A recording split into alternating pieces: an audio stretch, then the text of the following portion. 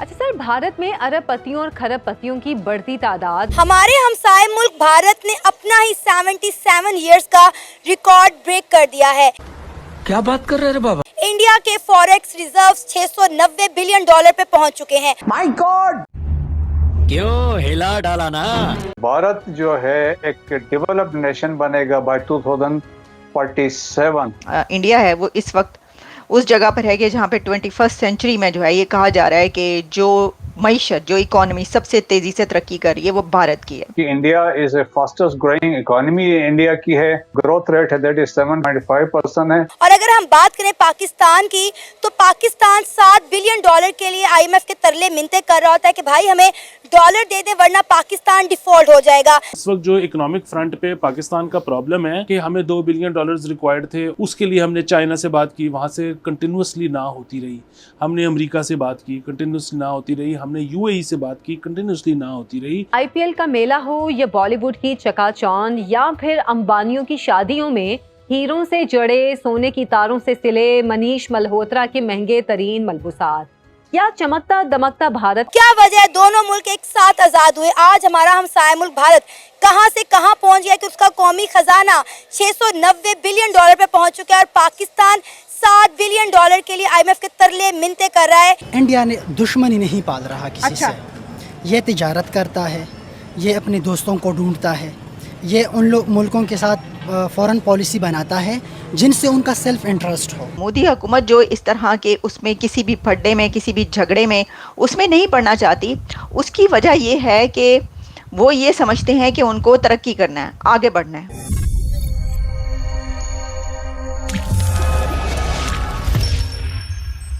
नमस्कार, जय हिंद दोस्तों, भारत का विदेशी मुद्रा भंडार पिछले कुछ महीनों से लगातार बढ़ रहा है। इस साल अब तक भारतीय विदेशी मुद्रा भंडार में 66 अरब डॉलर की बढ़ोतरी हुई है और अभी यह 689 अरब डॉलर के स्तर पर पहुंच गया है। यह विदेशी मुद्रा भंडार देश की अर्थव्यवस्था को वैश्विक आर्थिक संकटों से बचाने में अहम भूमिका निभाता है। भारतीय रिजर्व बैंक की ओर से जारी हालिया आंकड़ों के मुताबिक भारत की विदेशी मुद्रा संपत्ति अब 689 अरब डॉलर के स्तर पर है। कैलेंडर 2023 में भारत ने अपने विदेशी मुद्रा भंडार में करीब 58 अरब डॉलर की वृद्धि की थी। इसके विपरीत 2022 में भारत के विदेशी मुद्रा भंडार में कुल 71 अरब डॉलर की कमी आई थी।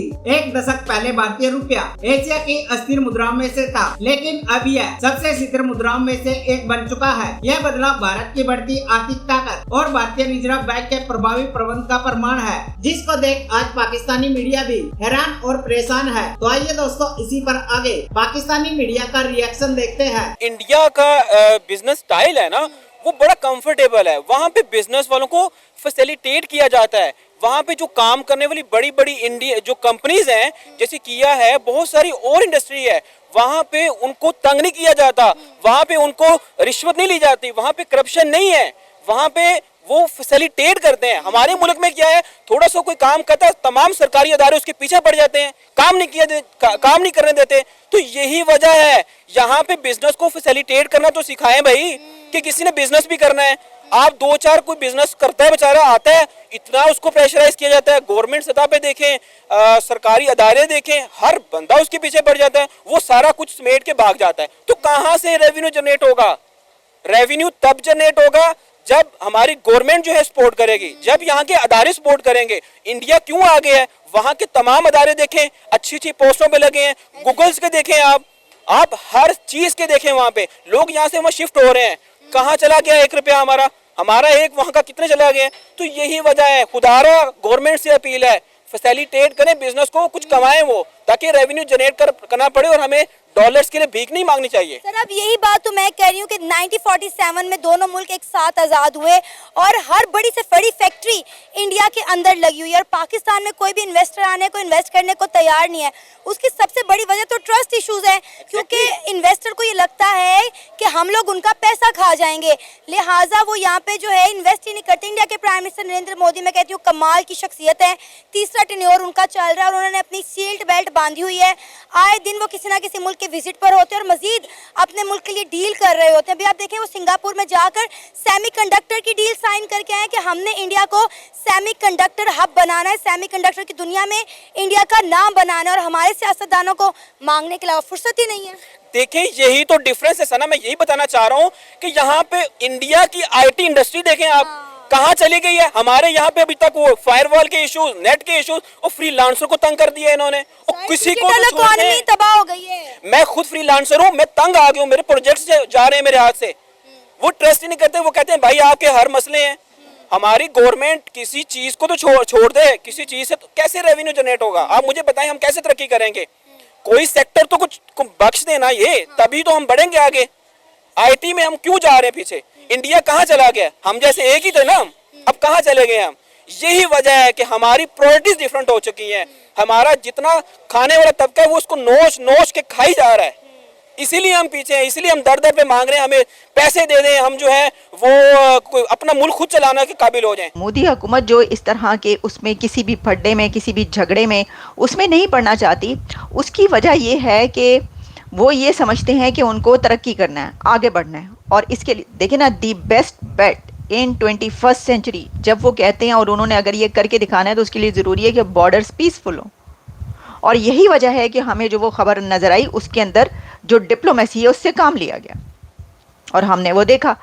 तो इसी तरीके से जो मैंने बात की, मैं ये समझती हूँ कि पाकिस्तान के अंदर भी अगर पीस होता है तो वहाँ पर भी इकॉनमी की ग्रोथ के चांसेस बनते हैं, बढ़ते नहीं हैं, क्योंकि बढ़ने के तो हालात ही नहीं है, बनने के हैं। अभी तो आपको चांसेस बनाने पड़ेंगे, फिर इकॉनमी को थोड़ा सा आगे लेकर रेड़ना पड़ेगा, अपने वो थोड़ा सा पहले घुटनों पे चलाना पड़ेगा, फिर वो इकॉनमी जो है खड़ी होगी और फिर उसको आप आगे बढ़ाएंगे। तो लेकिन वो दहशतगर्दी है, तो दुनिया की किसी भी कंट्री में पीस जो है वो इकॉनमी में एक बड़ा रोल प्ले करता है। और हमने ये देखा कि भारत ने, ये जो पाकिस्तान और भारत की जंगें हुई हैं, इसके अलावा भारत की देखिए कि बॉर्डर्स वगैरह जो वो किसी भी लड़ाई झगड़े में पड़ने से गुरेज ही करता है, वो नहीं समझता कि जंग जो है वो तो दूसरों को कह रहे हैं, जंग नहीं।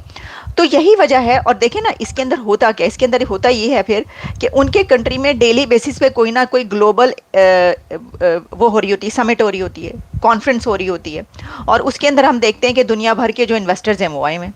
तो देखें ये तो उसी सूरत में मुमकिन है। पाकिस्तान में तो क्रिकेट का मसला पड़ा हुआ है कि जी क्रिकेट जो है उसके लिए चैंपियंस ट्रॉफी, अभी मैं आपको बता दूं एक खबर जो ये आई थी जिसमें जो वो कौन है जेफ अलर्डाइस जो कि नए उनके बन के आए हैं आईसीसी के, उन्होंने कहा था कि नहीं यही चैंपियंस ट्रॉफी वहीं पर होगी। मुझे नहीं पता कैसे और किसके कहने पर कह दिया, लेकिन वो खबर थी, हमने आप तक पहुंचाई। बात यह है कि आप समझते हैं कि वहाँ पे जाके कंट्रीज चैंपियंस ट्रॉफी खेलेंगे तो हर दूसरे दिन तो वहाँ पर कोई ना कोई फट रहा होता है, कहीं ना कहीं फटा हुआ कोई पड़ा होता है जैकेट वाला, और बाकी भी उनको भी मार मूर के जो है खुद भी फट जाता है। तो ऐसी सिचुएशन में खबरें तो जारी होती हैं, कितने बड़े बड़े जो इंस्टीट्यूशंस वहाँ पे हमले, तो वहाँ पर भी इकोनॉमी की ग्रोथ या इन्वेस्टमेंट्स या जो ग्लोबल समिट्स, बड़ी ज़्यादा दूर निकल गई मैं